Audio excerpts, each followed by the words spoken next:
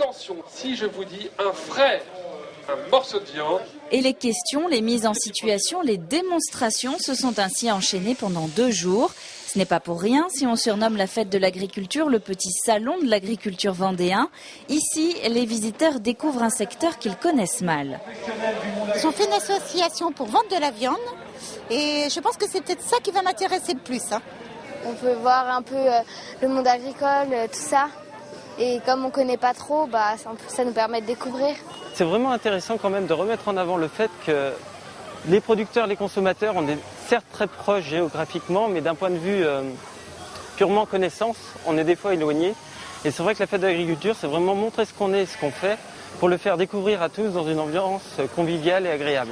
Mais il y a aussi beaucoup d'anciens agriculteurs dans les allées, des retraités de la terre qui profitent de l'événement pour tester quelques nouveautés.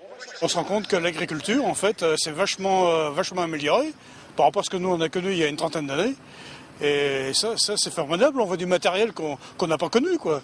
J'ai voulu conduire un classe, c'est très bien. Quand j'avais 14 ans jusqu'à 26 ans, j'ai conduit des tracteurs, mais c'était des tout petits.